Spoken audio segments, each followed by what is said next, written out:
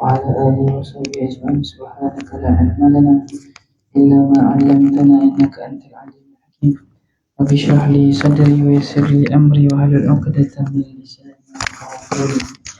نوينا التعلم والتعليم والتذكر والتذكير والنفع والانتفاع والإفادة والاستفادة فاسعى على تمسكي بكتاب الله وسنة رسوله ودعاء إلى الهدى ودلالة على الخير ابتغاء وجه الله ومرضاته وقربه وثوابه سبحانه وتعالى. ربي يسر ولا تعسر، ربي تمم بالخير يا فتاح يا عليم يا فتاح يا عليم يا فتاح يا عليم.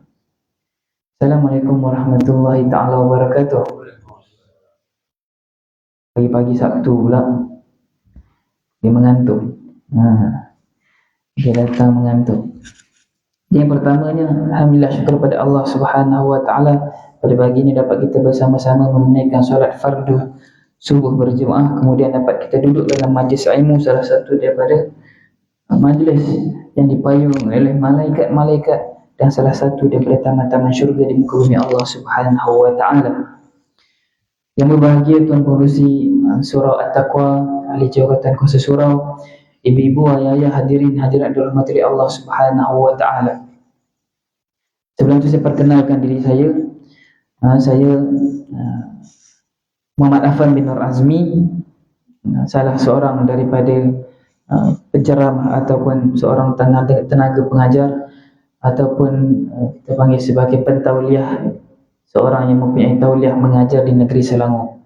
Begitu juga saya ada tauliah mengajar di Kuala Lumpur dan tauliah mengajar di Negeri Sembilan. Jadi alhamdulillah hari ini dijemput oleh timbalan pengerusi untuk menyampaikan sedikit perkongsian pada bulan Ramadan. Saya bagi tajuk renungan Ramadan atau merenungan pada akhir bulan Ramadan. Saya nak menyebutkan tentang berkenaan dengan satu hadis fadilah tentang berkenaan bulan Ramadan, disebutkan oleh Abu Laits Al-Samarkandi, meriwayatkan dengan sanadnya daripada Ibnu Abbas radhiyallahu anhu berkata bahawa ia telah mendengar Rasulullah sallallahu alaihi wasallam bersabda. Hadis ini panjang. Kita nak ambil keberkatan, nanti semua mendapat rahmat, semua tunduk kepala. Jadi saya tak nak panjangkan hadis, kita terus bagi kepada terjemahan ni. Innal jannata la tubakharu wa tazayyanu minal hawli ilal hawli lidukhuli syahri Ramadan. Sebutkan di sini sesungguhnya al-mafhum daripada hadis ini yang panjang, sesungguhnya syurga itu diukup-ukup dan diperhias setiap tahun ketika masuk bulan Ramadan. Maka apabila pada malam pertama Ramadan datang angin dari bawah arasy yang bernama al-musirah, maka menggoyangkan daun-daun syurga dan menggerakkan daun pintu sehingga terdengar suara bidadari dari jendela-jendela bahagian atas syurga dan berseru, siapakah yang meminang kepada Allah Subhanahu wa taala untuk dikahwinkan seorang dari kami? Kemudian bidadari-bidadari itu bertanya kepada para malaikat Ridwan, iaitu yang menjaga syurga, ya Ridwan, malam apakah ini? Maka jawab malaikat, wahai wanita-wanita cantik, ini malam pertama dari bulan Ramadan.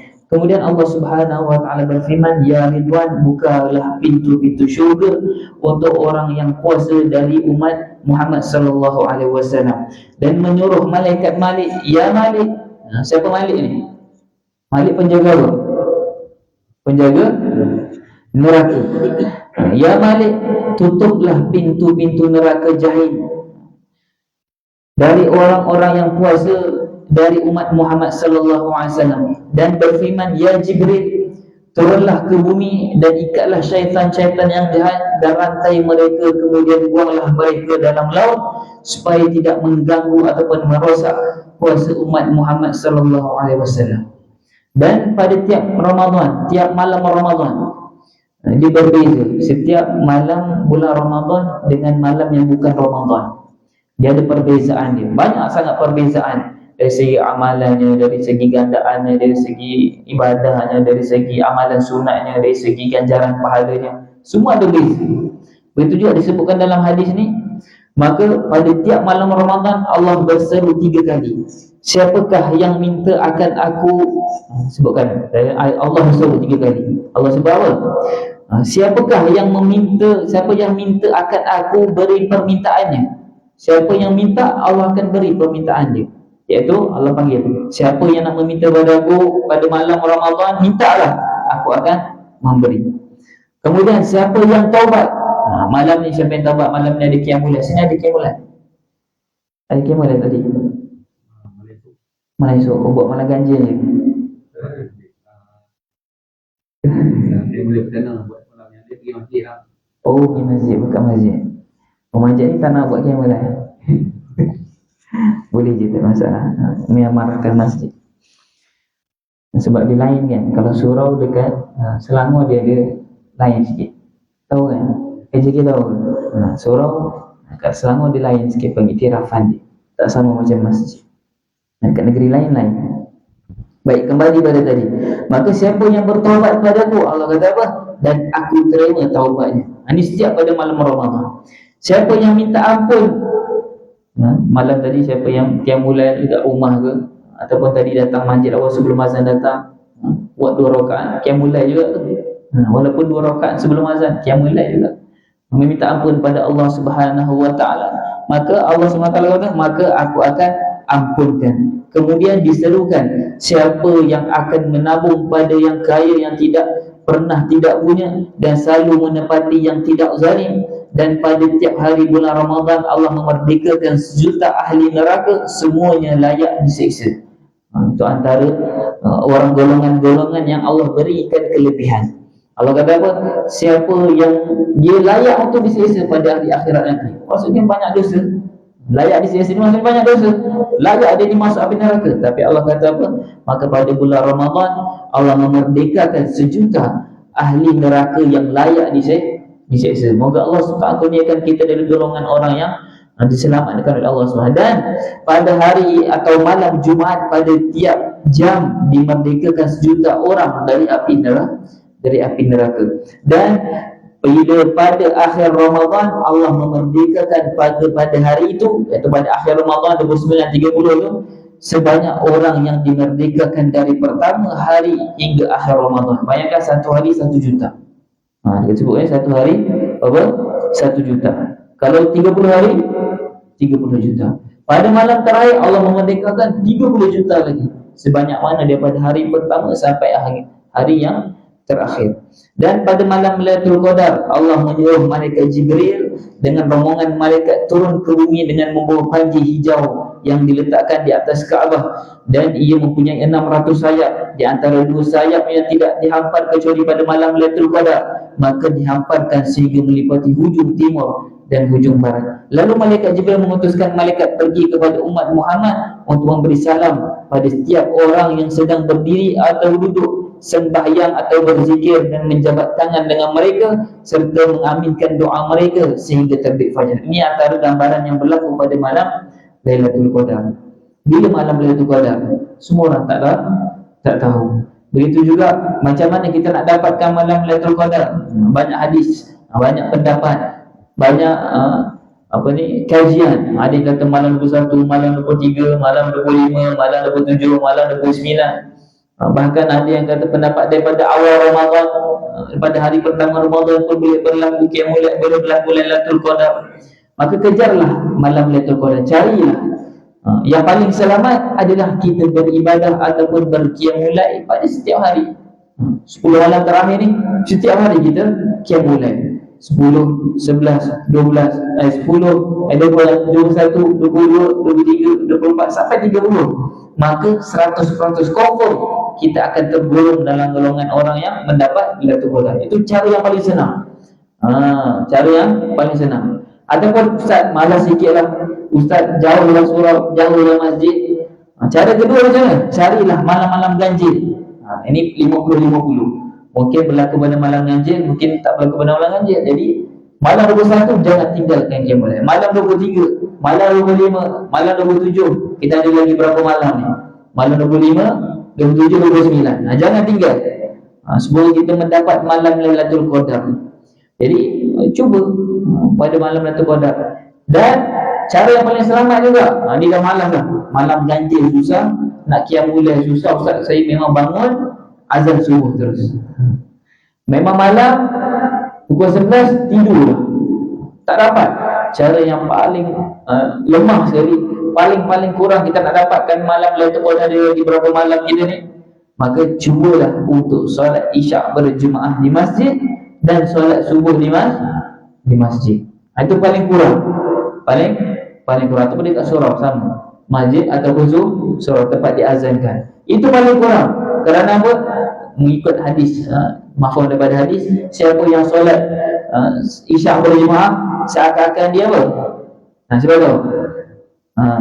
Dia bangun separuh malam. Siapa yang solat subuh berjemaah, maka dikira sebagai orang yang bangun separuh malam. Jadi kalau dia solat subuh berjemaah, solat isyak berjemaah, jadi dikira sebagai orang yang apa? Yang berqiyam sepanjang malam. Itu cara last satu. Tak boleh nak bantu lah. Kalau malam tu tak nak solat berjemaah juga, subuh berjemaah juga, apa yang kita boleh buat? More je lah. Dapat makan je lah. Dapat rehat je lah. Rugi. Orang yang tak merasai kepenatan pada bulan Ramadan ni rugi. Kata guru kami ni, Rahmat, apa kenikmatan bulan Ramadan ni? Apa dia punya kenikmatan yang sebenar-benar kenikmatan dia?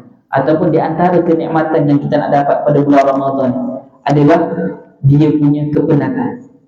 Malam ni dengan tarawihnya. Bulan lain tak boleh. Bulan lain pukul 9 je dah kena keluar surau dah. Tak ada usaha, balik nak rehat. Tapi bulan Ramadan, perasan tak kita boleh duduk sampai pukul 10? Kalau tadarus mungkin sampai pukul 11. Mungkin siap muara sampai pukul 11.30 kan duduk kat surau, duduk kat masjid. Kita boleh tahan lama. Dengan malamnya, dengan ibadahnya, dengan esoknya kadang ada qiyamul perdananya. Kemudian pagi pula kerja dalam keadaan penat letih. Tak boleh makan, tak boleh minum. Maka itulah Ramadan. Siapa yang bersusah payah, siapa yang berpenat lelah, maka bila dia akan rasa nikmat ni bila lepas Ramadan. Paling-paling kurang lah dia akan rasa lepas berbuka, betul? Kalau kerja penat, balik kerja ulang alik daripada Semenyih, daripada beranang nak pergi KL, ya Allah kan? Naik motor pula, panas pula, balik-balik dapat minum air terbikai sejuk. Nikmat tak nikmat? Nikmat. Jadi nikmat yang kita akan dapat rasakan bulan Ramadan ni kita ada pada bulan lain adalah penat itu sendiri. Itulah nikmat bulan Ramadan. Siangnya puasa, malamnya beribadah, penatnya ibadah. Penat sebab ibadah, maka pada akhir Ramadan dia akan rasa nikmat. Itulah nikmat. Dan itu dari segi zahir. Tapi pada hakikatnya, dari ganjaran yang Allah Subhanahu Wa Taala berikan, dari segi hati dia, rohani dia, apa yang dia akan dapat, malah lebih lagi daripada itu. Bukan sekadar nikmat rasa penat puasa, penat ibadah, tapi di sisi Allah Subhanahu Wa Taala dicatatkan sekian-sekian ganjaran. Diberikan dalam hatinya, diberikan cahaya, diberi macam-macam ganjaran Allah berikan selepas Ramadan. Bahkan kata guru kami, siapa yang beribadah pada bulan Ramadan ini penat lelah je, dengan bacaan Qurannya, dengan tadarusnya, dengan qiyamulnya, dengan solat malamnya, dengan tarawih. Sini tarawih 8 ke 20 ke 10 ikut Masjidil Haram. Minggu sekali buat 20. Hebat lah tu. Ada juga 20 kan. Dengan 20 tarawih seminggu sekali, hebat lah tu. Setengah tu masjid surau 8 je kan. Kita ada juga seminggu sekali 20, Masya Allah. Maka dengan amalan itu, semoga Allah Subhanahu Wa Taala berikan sesuatu kepada kita, yang mana pada bulan Ramadan ni dengan ibadah yang kita buat ni, apa yang kita akan dapat? Dia punya amalan ini akan memberi kesan pada setahun akan datang. Tak percaya, umur kita berapa dah? Ada 50 dah ni kan, ada yang 40, ada yang 70, ada yang 60. Cuba tengok amalan kita yang kita buat pada Ramadan tahun-tahun lepas, amalan yang kita buat sepanjang bulan Ramadan. Hari ni dah berapa dah? 24 dah. Jadi sepanjang Ramadan ni apa yang kita buat, itulah yang akan memberi kesan kepada setahun yang akan datang, sampai kita jumpa Ramadan akan datang. Kalau tahun bulan Ramadan ni kita ada banyak baca Al-Quran, dia akan memberi kesan pada bulan akan datang. Dia akan ada kesan. Allah akan nampakkan hasil dia. Kita panggil madrasah. Bulan Ramadan ni bulan nak mendidik kita. Walaupun tak banyak, tapi ada tak kesan? Ada kesan sampai setahun akan datang. Kalau bulan Ramadan ni penuh dengan maksiat, penuh dengan lalai, maka setahun akan datang dia akan lalai. Bulan yang diberikan offer, bulan yang diberikan orang kata diskaun, ataupun kita panggil Apa lagi bahasa Melayu ni, bahasa Inggeris ni. Allah berikan ganjaran yang berlipat kali ganda yang tidak ada pada bulan lain. Allah berikan offer yang sangat banyak. Digandakan pahala sunat wajib, yang wajib digandakan 70 kali gandaan. Allah bagi banyak, itu pun kita tak nak pergi juga. Maka lepas bulan Ramadan yang tak ada offer ni, tak pergi dah.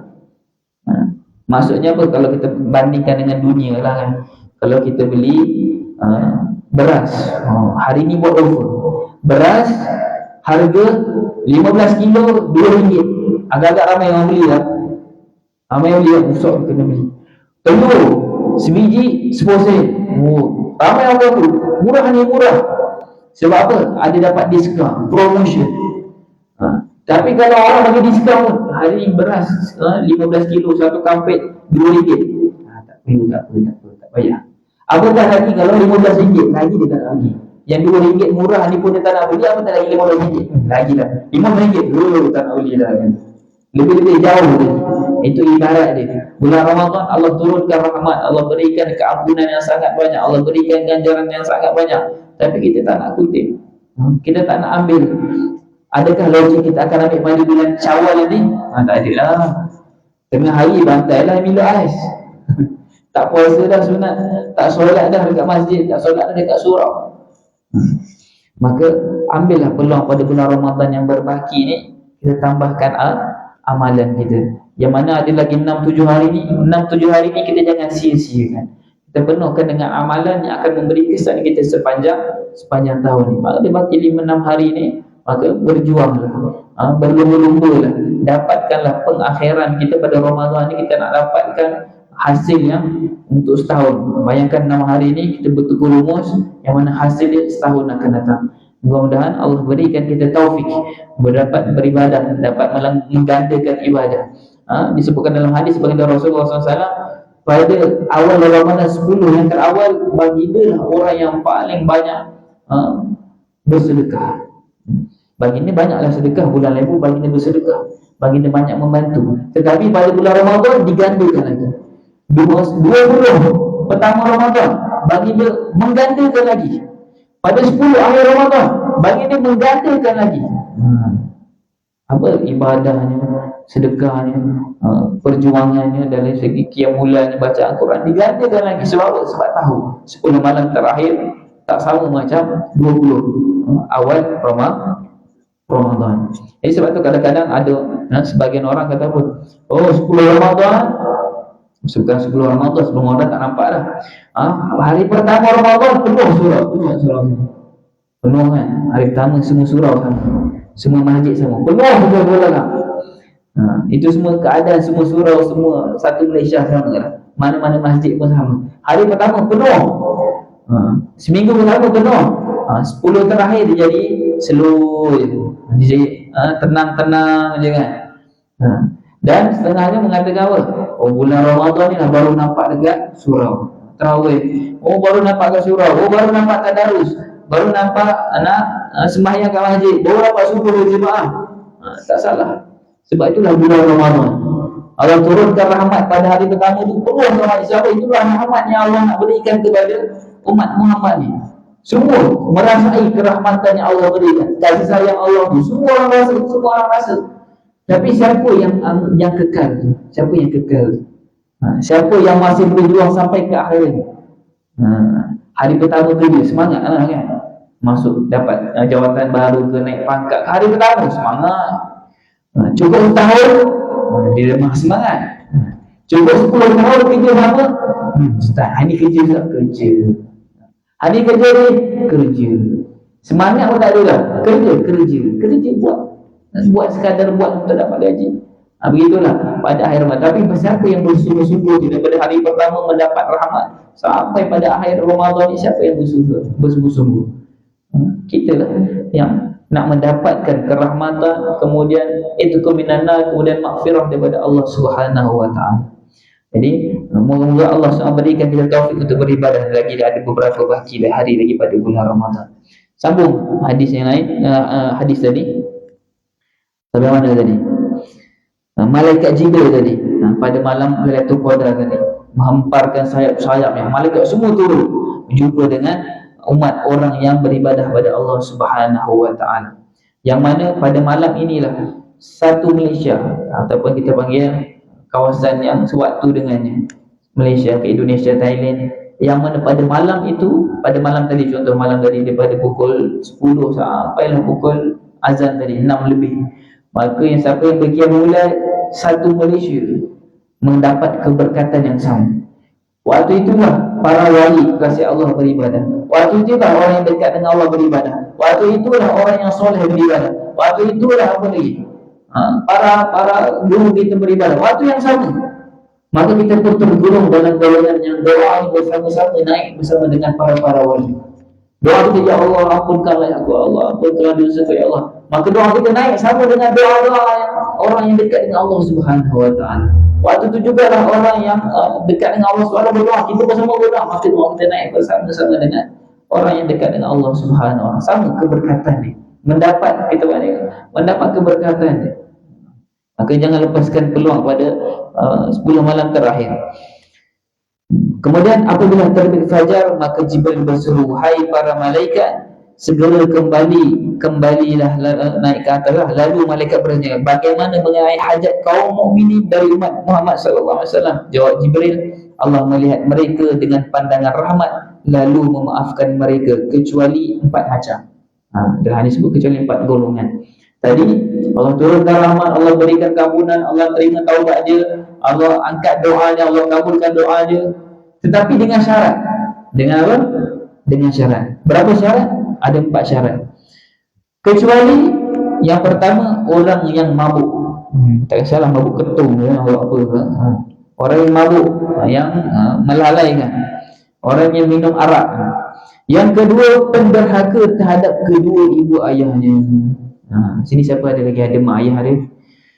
Maka siapa yang durhaka kepada dua ibu ayah dia, maka dia masih tergolong dalam golongan yang Allah Subhanahu wa taala tak terima. Jadi mudah-mudahan siapa yang ada ibu ayah, moga-moga kita melaksanakan tuntutan sebagai seorang anak kepada ibu ayah kita. Hormatilah ayah, beradablah dengan mak ayah, minta maaf dengan mak ayah. Moga-moga kita tak tergolong dalam golongan orang yang ditolak doanya oleh Allah Subhanahu wa taala, orang yang tidak mendapat rahmat. Yang ketiga pula, memutus hubungan dengan keluarga. Ni akhir zaman berlaku. Saya tak ngam dengan pak cik saya tak ngam dengan abang saya tak ngam dengan adik saya tak ngam dengan pak cik saya tak ngam dengan pak saudara saya tak ngam dengan anak saudara saya. Ini ahli keluarga pun sama juga. Golongan-golongan yang macam ni jangan harap nak mendapat rahmat Allah. Beribadah setiap malam pergi tadarus, setiap malam tarawih, setiap malam qiyamul lail, setiap malam baca Al-Quran, setiap malam berzikir, setiap malam sedekah. Bayar zakat sekali je, dia bayar zakat setiap hari, bayar zakat. Haji bayar lagi, esok haji bayar lagi, setiap 3 hari bayar zakat. Tapi apabila dia tidak melaksanakan tuntutan dia sebagai seorang anak kepada ayah dia, kepada ibu dia, seorang yang ada saudara mara, yang ada masalah dengan saudara mara dia, yang bergaduh dengan saudara mara dia, tak memaafkan saudara mara dia, maka adakah dia tergolong dalam golongan yang mendapat rahmat? Tidak.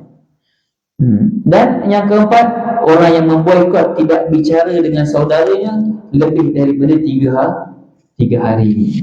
Ni berlaku. Asal tengok pengurusi dia lari, pengurusi masuk ke sini, dia dah masuk pintu sini. Aku tak ngam dengan pengurusi ni. Berlaku tak? Berlaku.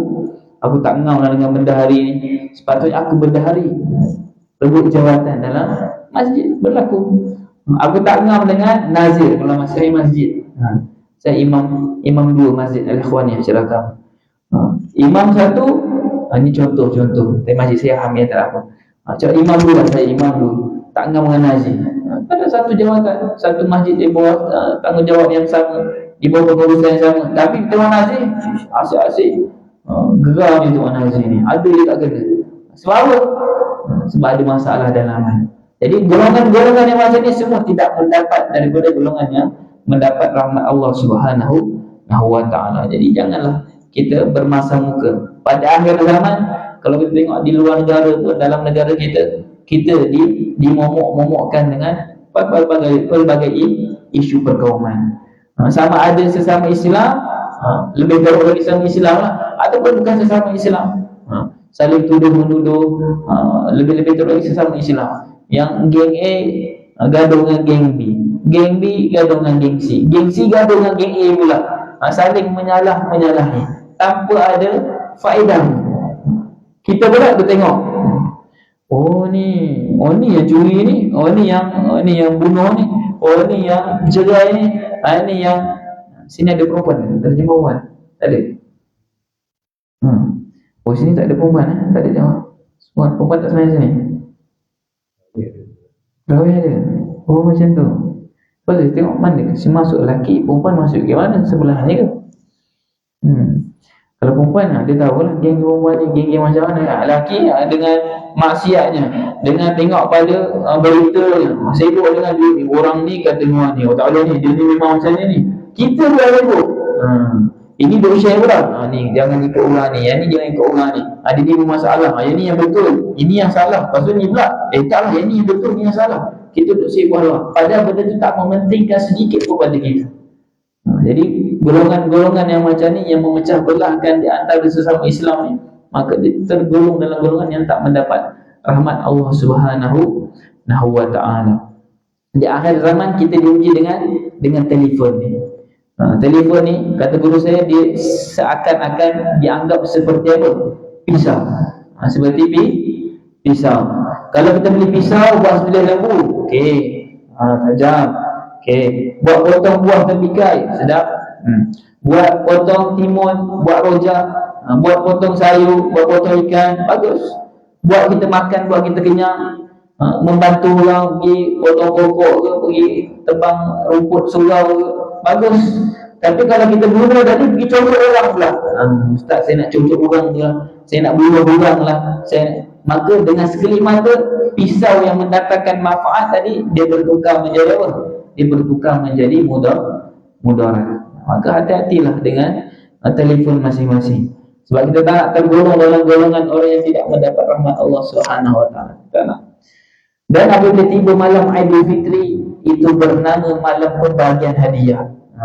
Sampailah pada malam akhir Ramadan, maka lagi berapa hari, 6 hari ni, pada malam itulah kata Allah Subhanahu wa ta'ala, malam pembagian hadiah. Itu yang Allah kata apa? Maka pada pagi harinya diutuskan malaikat berdiri perempatan jalan sambil berseru dengan suara yang lantang dapat didengar oleh segala sesuatu kecuali jin dan manusia.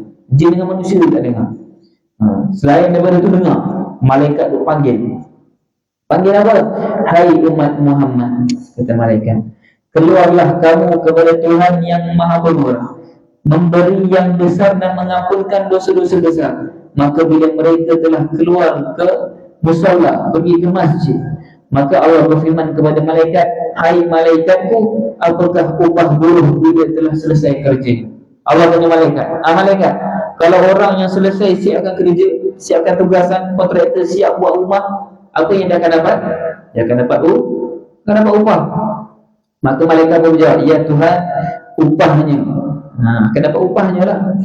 Maka supaya dibayar lunas, maka diberikan, lepas habis kerja dibayar segala tugasannya, bayarkan segala apa yang dilakukan, tugasan yang dilakukan sepanjang bulan Ramadan, dibalas dengan ganjaran. Maka firman Allah Subhanahu wa ta'ala, aku persaksikan kepadamu, hai malaikatku, Allah kata, ni aku nak, malaikat tengok sini apa yang aku akan berikan, kata Allah, bahawa pahala puasa dan bangun malam Ramadan itu keredaanku dan ampunanku.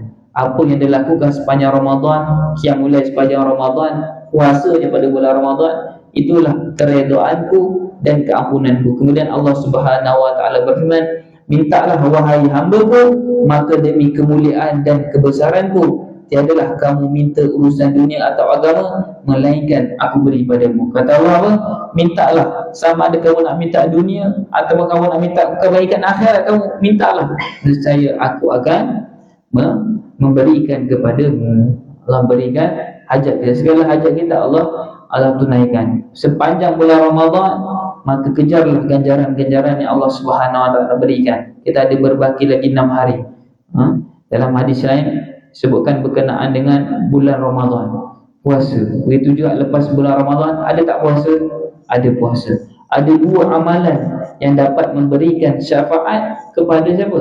Kepada pelakunya. Salah satunya adalah apa? Adalah puasa. Puasa dekat akhirat nanti dia dapat memberi apa? Memberi syafaat kepada orang yang melaksanakan puasa. Nah, kalau bulan Ramadan ni lah, kita boleh tak minum air? Boleh tak minum air? Masuk rumah minum air. Balik ni banyak cakap ni minum air. Jadi masuk kereta minum, tak ada orang anjing, tak ada anjing, tak ada polusi, tak ada. Minum air dalam kereta. Boleh tak boleh? Boleh kita nak minum. Tapi kenapa selama 24 hari ni kita puasa, kita boleh tahan diri? Apa yang menghalang kita daripada berbuka? Apa yang menghalang kita daripada berbuka? Kenapa kita tak makan? Apa yang halang kita? Isteri halang ke? Abang jangan buka. Ada ke sekarang? Isteri halang? Tak ada. Tu tak cerita orang yang buka puasa pasti geng ke pasir hitam tu. Tak kisah apa dah. Geng pasir hitam tu penat berhenti kedai minum air. Tapi kita yang berpuasa ni, alhamdulillah segala Malaysia semua puasa penuh lagi. Apa yang menghalang kita daripada minum? Apa yang menghalang kita daripada minum? Siapa halang kita? Anak kita ke? Jiran ke? Apa yang menghalang kita daripada minum? Makan ni. Apa yang menghalang? Iman. Iman kita yang menghalang. Takwa kita, takut kita pada Allah Subhanahu Wa Taala. Kita takut Allah, kita takut manusia. Kita takut Allah. Aku tak boleh makan ni. Dah lah, tak ada orang tahu. Kalau kita makan pun, masuk tanah minum air baik. Masuk dalam kereta, makan gula-gula. Masuk dalam kereta, minum air tebu di jalan. Sedap air tebu, kena bulan Ramadan mana-mana. Ada orang tahu ke? Tak tahu. Kita boleh suruh, tak ada orang tahu. Contoh kalau saya buka puasa dalam kereta, tengah hari kita jumpa kawan, dia tulis ada ni, contoh ada ni, dia minum air tadi, ada tulis, tak ada tulis, keluarkan notification, anak kamu berbuka minum 100 plus tadi dia tulis. Sudah. Ada tulis ke? Tak ada siapa tahu. Tapi apa yang menghalang kita?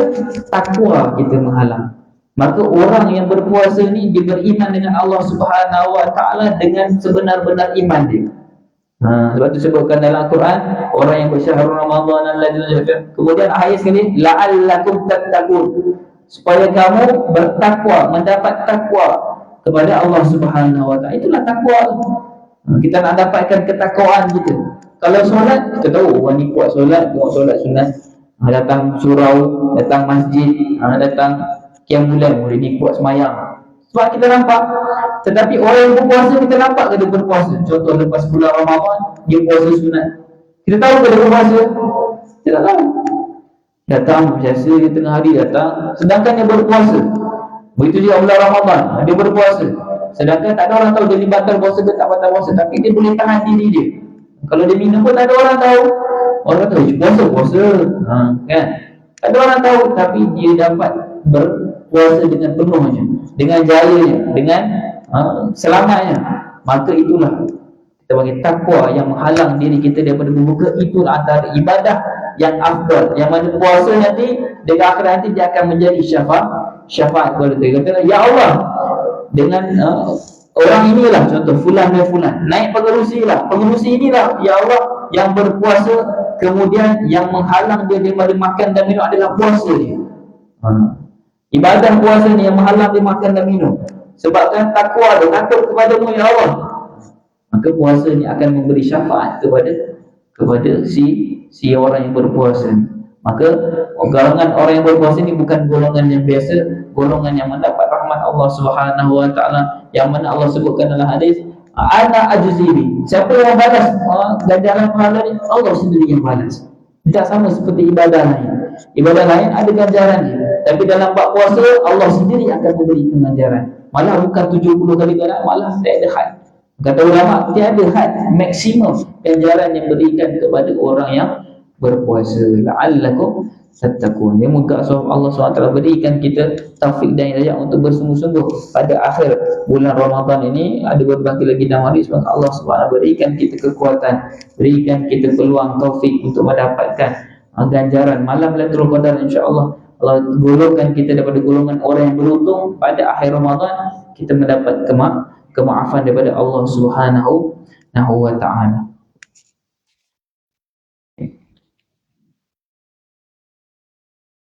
Satu lagi hadis.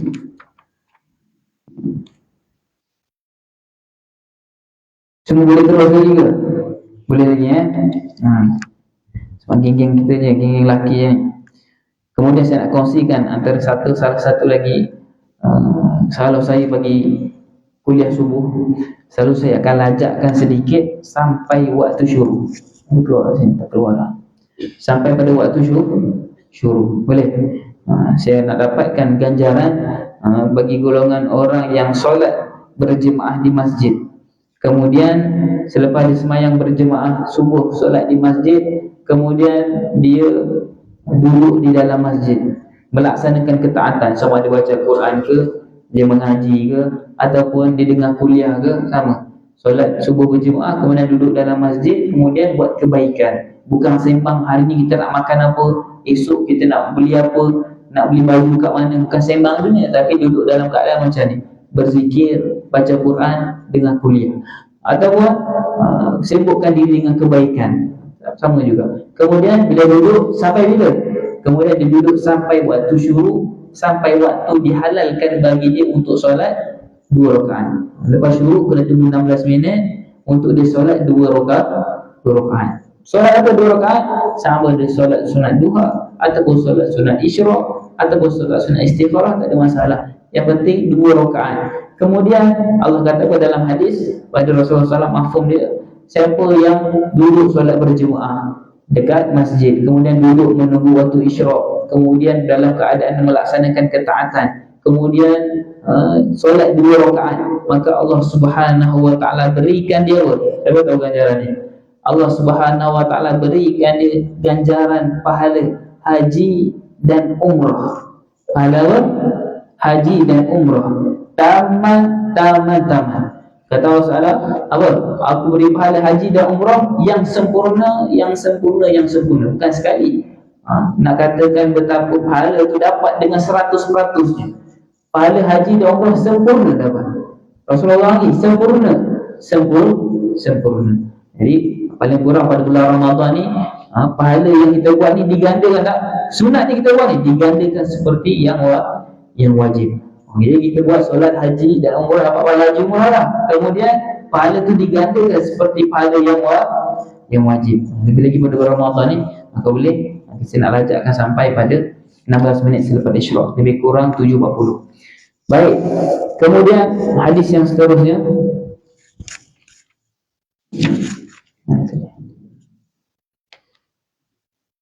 Okey. Sebutkan kat sini. Kullu hasanatin ya'lamuha ibnu Adam tudha'afu lahu min 10 ila 700 di'fin. Ini tentang hadis yang saya kata tentang gandaan tadi. Illa shaum fa innahu li wa ana ajzi bi. Hadis yang sebut tadi ringkasan. Ini dia punya hadis dia. Yad'u syahwatahu wa ta'amahu wa syarabahu min ajli wa sawmu junnah walis-shaimi farhatani, farhatun 'inda al-iftari wa farhatun 'inda liqa'i rabbi yaumil qiyamah. Terjemahan dia daripada Abu Hurairah radhiyallahu anhu, Rasulullah sallallahu alaihi wasallam bersabda, semua amal anak Adam, semua amal Adam dilipat gandakan dari 10 sampai 700 lipat kali ganda. Kebanyakan amalan dilipat gandakan daripada 10 sampai 700 kali lipat ganda. Kecuali apa? Kecuali puasa. Maka puasa itu melulu untukku dan aku yang akan membalas. Kata Allah Subhanahu wa taala, orang yang berpuasa ni amalannya adalah untuk Allah Subhanahu wa taala. Maka berkata Allah, aku yang akan membalasnya, iaitu ia meninggalkan syahwat, meninggalkan makan, meninggalkan minum. Kerana apa? Kerana Allah Subhanahu wa taala. Macam saya sebut tadi, kita tinggal boleh makan, boleh tinggal minum, boleh tinggal makan, boleh tinggal melakukan perkara yang membatalkan puasa. Untuk apa? Bukan untuk orang lain, bukan untuk takut kepada orang, takut kepada tak, tapi kita buat kerana Allah Subhanahu wa ta'ala. Dan disebutkan dalam hadis ni, wasawmu junnah. Junnah ni apa? Dalam bahasa Arab dia junnah, bahasa Melayu puasa itu sebagai perisai. Perisai. Dalam bahasa Arab ni dia ada banyak makna. Junnah, kemudian dia ada jinnah, kemudian dia ada jannah. Jannah syurga. Kalau jinnah, jin. Ni junnah. Wa sawmu junnah. Saum ini adalah perisai. Perisai bagi apa? Orang yang sebenar-benar berpuasa kerana Allah Subhanahu wa taala, dia akan mendapatkan satu, kita panggil apa, takwa ni, yang mana meningkatkan keimanannya dengan Allah Subhanahu wa taala. Ini amalan mujarab. Sebab tu kalau kita pernah dengar, kalau siapa yang tak tahan melakukan maksiat yang banyak, terutama orang yang sebulan belum kahwin, tapi dalam itu dah kahwin, yang mana nak menjaga diri dia, salah satunya adalah dengan berpuasa. Dengan puasa itu, dengan akibat puasa tadi itu, dia punya kesan dia sampai ke dalam diri dia. Adapun solat, dia ada lagi sifat riya tu, dia ada lagi benda yang boleh kita tunjuk pada orang, nampak orang boleh lihat kita. Tetapi dengan puasa, dia tak sama dengan ibadah yang lain. Bahkan dari segi ibadah puasa ini dapat mengelakkan daripada riya yang jelas. Kalau ibadah di bilangan kita nampak orang zikir, mulut zikir, orang baca Quran kita nampak dia baca Quran, orang yang banyak solat sunat kita nampak dia banyak solat sunat. Tetapi kalau puasa, kita dah tahu ke dia puasa, dia tak boleh tahu. Jadi puasa itu hanya dia dengan Allah Subhanahu wa taala. Itu special dia. Itu yang mendatangkan banyak ganjaran yang Allah berikan kepada orang yang berpuasa. Begitu juga perisai kepada diri dia. Dan untuk orang yang puasa, dua kegembiraan, kata Rasulullah SAW. Bagi orang yang puasa, dia akan dapat dua kegembiraan. Yang pertama, farhatun indal iftari, iaitu gembira ketika menghadapi saat berbuka puasa. Jadi bayangkan, kita puasa daripada pagi, penatnya, kerjanya, panasnya dekat Malaysia ni, hujan jarang-jarang. Jadi bila berbuka, gembira tak? Gembira.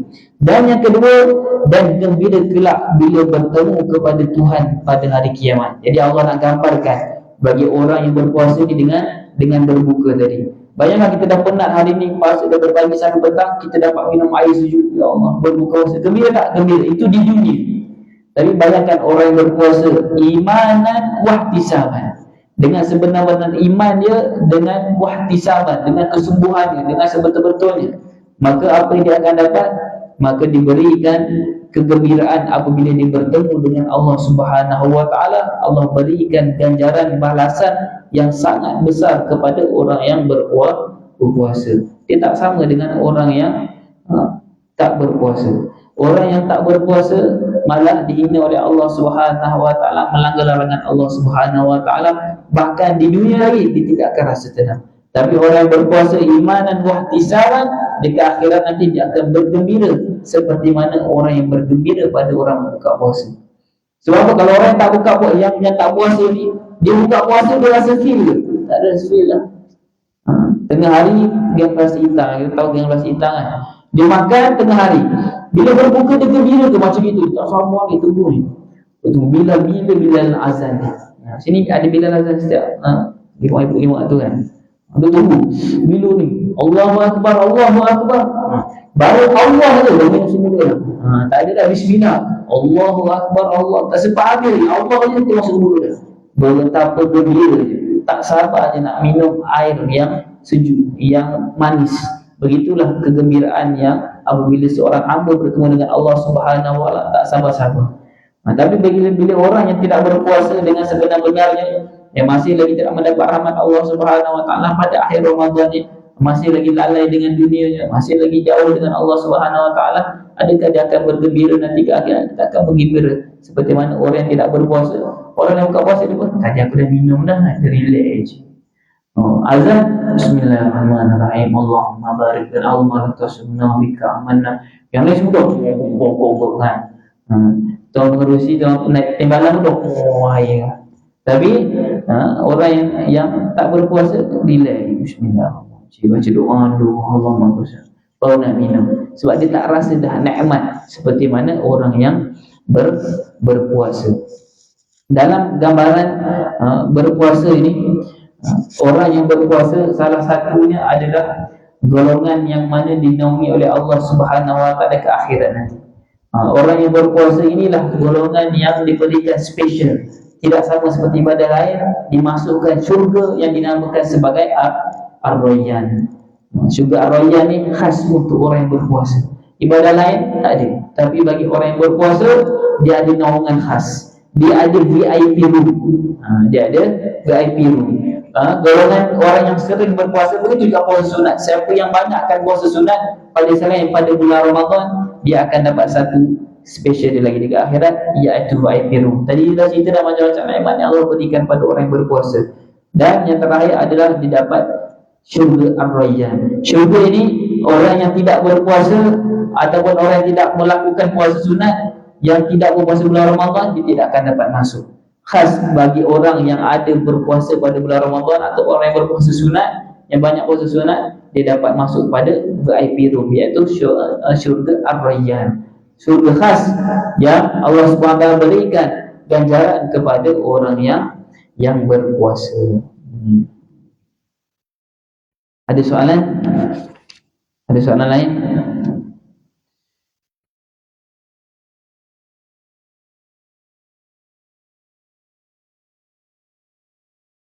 Ada soalan? Ada soalan?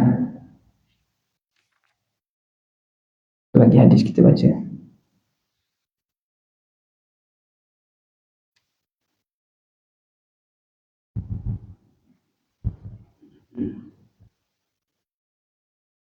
Satu lagi saya kongsikan. Pada bulan Ramadan, pengalaman saya di bumi Hadramaut Yaman. Orang di Yaman, di Hadramaut Yaman, para salafus salih mereka pada 10 malam terakhir mengikut sunnah baginda Rasulullah SAW, iaitu pada 10 malam terakhir mereka ni beriktikaf di dalam masjid. Iktikaf dalam masjid. Bab iktikaf disebutkan dalam kitab fiqh khas pada bab iktikaf sahaja. Ganjaran orang yang beriktikaf lebih-lebih lagi pada 10 malam yang terakhir. Maka bagi Rasulullah SAW pada 10 malam terakhir, baginda meninggalkan rumah baginda menghabiskan masa baginda di masjid dan surau. Begitu juga amalan para sahabat soleh di Hadramaut Yaman pada akhir-akhir Ramadan, mereka beriktikaf di dalam masjid, sehingga kan pada sebahagiannya yang solat hari raya, lepas solat baru dia pulang ke rumah untuk menyambut kemenangan pada bulan Ramadan. Bayangkan, pada bulan Ramadan amalan mereka akhir-akhir Ramadan 10 malam terakhir mereka berkumpul rumah sampai kan mereka tidak balik ke rumah, sehingga kan lepas daripada bila? Lepas daripada sembahyang raya. Orang Malaysia tak pernah buat, saya rasa. Mungkin ada dekat ujung-ujung tu kan para wali mungkin ada buat lah. Tapi kalau dekat taman saya rasa tak ada. Malam raya pun tak ada orang dah. Malam raya pun tak ada dah, tadarus tak ada dah. Malam tu semua buat ketupat, muji mercun, pang, betul? Tak ada. Dan pada malam raya jugalah malam yang sebenarnya Allah Subhanahu Wa Taala berikan special juga pada malam raya. Siapa yang menghidupkan 2 malam hari raya? Malam hari raya selalunya orang ada qiyamul lail ke? Tak ada dah. Ada orang tadarus ke? Tak ada dah. Lepas isyak tu, Assalamualaikum warahmatullahi, pintu semua tutup, habis nak balik rumah. Sebab nak balik kampung, nak siap kaya nak. Tapi malam sebelum malam 1 Syawal, last sebelum subuh tu, malam itu siapa yang menghidupkan 2 malam akhir Ramadan, maka Allah Subhanahu Wa Taala akan hidupkan hati dia pada matinya hati-hati orang yang mati. Dekat malam Ramadan tu, kalau dekat Yaman, malam itulah kami akan bertadarus. Lepas pada malam tu, lepas isyak, tak ada dah tarawih sebab esok 1 Syawal. Maka pada malam tu kita akan rehat, akan sambut salam bersalaman. Malam tu dah selamat hari raya, dah. Malam kita buat makan-makan sedikit. Pukul 3.30, pukul 2.30 dah bangun balik untuk duduk dalam masjid, i'tikaf dalam masjid sampailah waktu subuh untuk menghidupkan malam hari raya. Dan bahkan sebagian ulama dekat tanah Melayu sendiri ada amalan-amalan yang dilakukan pada malam raya, yang mana pada malam itu orang dalam keadaan lalai ke dalam keadaan ingat nak beribadah. Malam hari raya itu malam orang beribadah ke, ingat beribadah ke, ingat nak raya. Selalunya orang akan ingat nak raya. Tak ada orang, malam ni kita nak kimulai aku ni, tuan ngurusi, tak ada dah. Kunci masjid, mana kunci masjid, tak tahu dah, tak mana kunci masjid. Banyak ingat baju raya, kuih raya, ketupat. Yang perempuan sibuk ketupat ni, malam ketupat, malam balik ketupat, malam macam-macam. Tapi pada Pada malam itulah malam yang diberikan ganjaran yang besar siapa yang beribadah pada malam akhir Ramadan ataupun pada malam 1 Syawal. Dan pada malam itu jugalah malam kita kan malam lalai, yang mana dalam hadis sebut banyak, barang siapa yang beribadah pada waktu lalai. Waktu lalai ni Allah gandakan ganjaran yang lebih daripada orang beribadah pada waktu ibadah. Contoh, begitu je setiap hari ada. Waktu-waktu lalai ni bila? Waktu-waktu sebelum maghrib. Waktu lalai. Antara maghrib dengan isyak, itu waktu lalai. Waktu subuh ni, sekarang ni, waktu subuh nak ke isyraq ni. Ni waktu orang lalai. Siapa yang beribadah dalam waktu ni, ganjaran dia berbeza.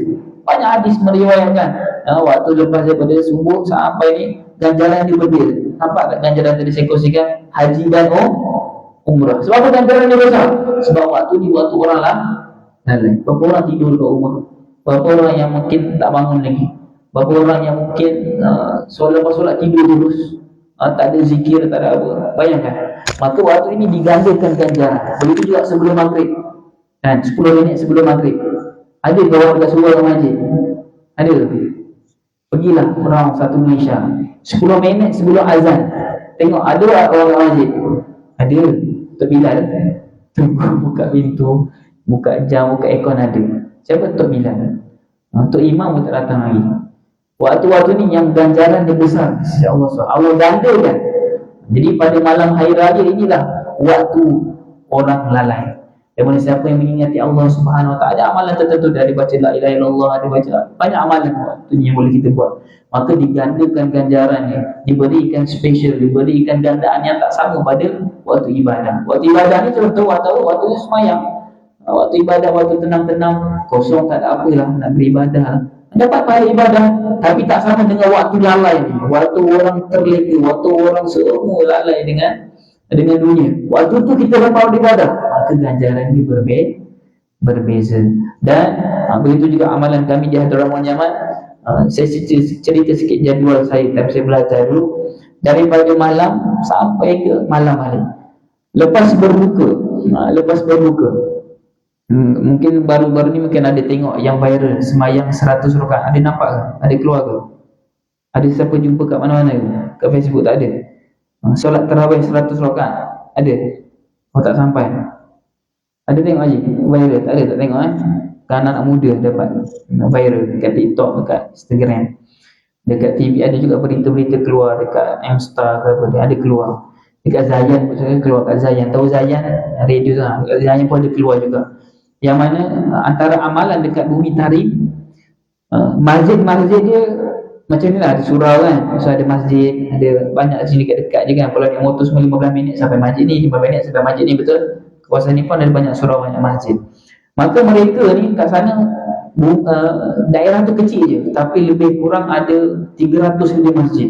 Kecil je. Dia macam kecil lagi daripada Semenyih, saya rasa. Mungkin Beranang ni daerah. Beranang ni zon ke? Mukim. Ada punya zon ni apa? Semenyih. Hulu Langat. Oh, Beranang Hulu Langat. Oh, saya dari Hulu Langat juga rumah saya. Kiranya tapi perjalanan 40 minit Hulu Langat.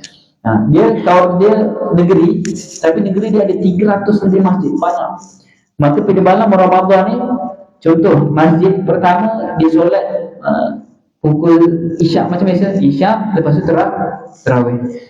Masjid kedua start tarawih dia pukul 11. Masjid ketiga tarawih dia start pukul 1. Masjid keempat tarawih dia start pukul 3. Jadi malam tu ada je ramai orang Malaysia yang pergi sana sebab nak dapatkan tarawih 3 kali, tarawih 2 kali, tarawih 4 kali. Jadi malam tu dia boleh pusing 100 rakaat. Malam tu dia boleh dapat tarawih berapa rakaat? 100 rakaat. Maksudnya dia buat 5 set. Orang 5 set kita mainkan. Satu set 20. Bukan 20 udang, satu set 20 udang. Udang pecik satu set, udang sambal satu set, udang petai, bukan. Ni 20 rakaat satu set tarawih. Lepas tu pergi majlis kedua, buat tarawih set kedua. Pukul 1 pergi viral dia buat. Padahal benda tu dah lama dah, cuma bila zaman sekarang ni dia jadi viral. Orang dapat 100 rakaat tarawih. Malam tu boleh dapat 100 tarawih. Jadi tu antara amalan dekat sana. Jadi saya nak cerita dekat tempat saya belajar. Jadi malam lepas daripada solat maghrib, kalau kita balik rumah makan dah. Bukan makan lepas maghrib, kadang-kadang sebelum saya maghrib kita makan dah. Kalau kat sini buka puasa, semayang dulu ke makan dulu? Kalau kat masjid, makan dulu ke semayang dulu? Makan dulu kan, tak boleh haji, nanti orang bising ni, 20 minit makan dulu ke? Makan dulu. Nanti orang bising ni, jemaah tak suka ni, makan kurma apa? Makan kurma dulu, lepas tu semayang pula, lepas tu nak kena basuh tangan balik, lepas tu kita makan dulu je. Itu kalau orang Malaysia. Kelas sana tak? Azan, makan juga, makan kurma, makan kuih, minum air, teh, air sejuk kan. Lepas tu semayang maghrib. Lepas semayang maghrib, buat apa? Makan ke? Tak, sabar dulu ni. Lepas semayang maghrib, buat apa? Solat tasbih. 30 hari Ramadan, tasbih lepas maghrib. Tapi tak adalah baca Subhanallah walhamdulillah la ilaha illallah Allahu akbar subhan. Itu kalau orang Malaysia buat. Kat sana tasbih laju sikit. Dia baca sendiri-sendiri Subhanallah alhamdulillah wa la ilaha illallah akbar. Kebanyakan imam sekarang yang muda-muda dah buat macam tu, dah trend supaya tak terasa lama lah.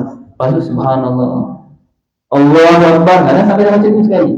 Jadi kat sana dia buat lepas maghrib. Lepas solat tasbih, habis solat tasbih barulah makan berat. Lepas makan berat, rehat sekejap, pukul 9 macam biasa lah, pukul 9 azan isyak, sembahyang isyak 20 yang pertama. Lepas sembahyang isyak tarawih 20 yang pertama, 3 witir. Satu set yang pertama. Habis dalam pukul 10.30, pukul 11 ada baca doa-doa selepas tarawih, banyak doa dia. Kemudian rehat daripada pukul 11.30 atau habis zikir, rehat sampai pukul 1. Pukul 1 bangun untuk tarawih set yang kedua. Dekat masjid buat ramai-ramai orang, kita buat duha sampai An-Nas, sampai 20 surah terpilih.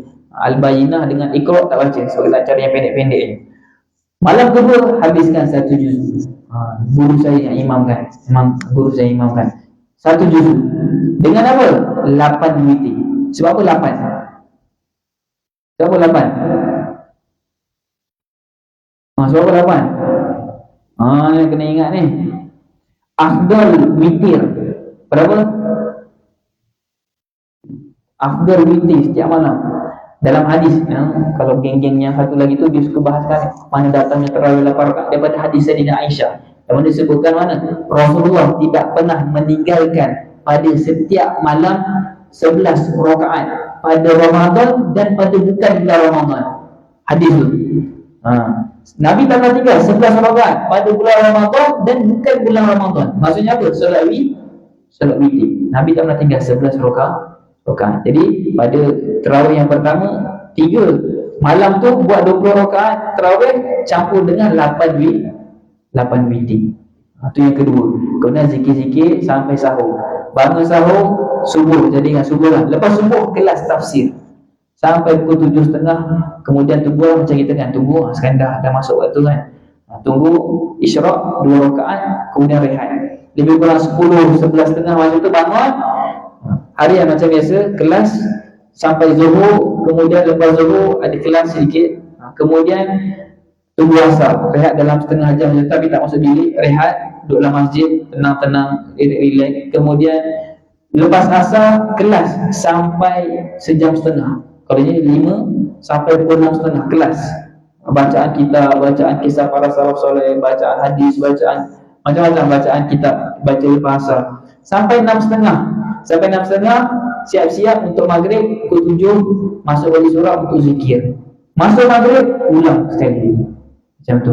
Sehari saya kira kalau siapa yang solat sunat rawatib, solat sunat duha, solat sehari dia boleh sampai paling-paling kurang lah, paling-paling cikai lah. Termasuk dengan solat fardu 20, 40, witir 11, 50, campur dengan solat fardu 17 dan 60, 70. Itu paling-paling malas. Tapi kalau dia buat full dengan solat tasbihnya, dengan solat tasbihnya, dengan solat duhanya 4 rakaat contoh, 2 rakaat sebelum zuhur, 2 rakaat sebelum asar, 2 sebelum subuh, lepas maghrib 2, ba'da isyak 2, sebelum isyak 2, hampir 100 rakaat sehari. Itu antara amalan para guru kami yang nak mendidik bulan Ramadan ni. Kita tak kata bulan Ramadan ni bulan apa? Bulan Ramadan je kau banyak semayang ni. Bulan lain tak banyak semayang tu. Hamba Ramadan, pernah dengar? Orang kata kau ni hamba Ramadan, engkau ni hamba Ramadan. Bulan Ramadan baru baca Quran, bulan Ramadan barulah nak solat. Bukan. Kita nak ikut bagaimana Rasulullah buat pada bulan Ramadan, kita gandakan. Kita bukan kata bulan Ramadan kita nak ngaji banyak, bukan. Kita nak ikut Rasulullah. Rasulullah bulan Ramadan, Rasulullah buat banyak tak daripada bulan bukan Ramadan? Rasulullah gandakan. Sebelum malam tayang Rasulullah banyak tak daripada 20 awal bulan Ramadan? Rasulullah gandakan. Maka kita pun nak gandakan macam mana Rasulullah. Kita hamba Ramadan, kita ni mengikut sunnah baginda Rasulullah SAW. Pada bulan Ramadan, kita gandakan baca Al-Quran, tadarus ke masjid. Bulan bukan Ramadan, baca tak Quran? Baca juga.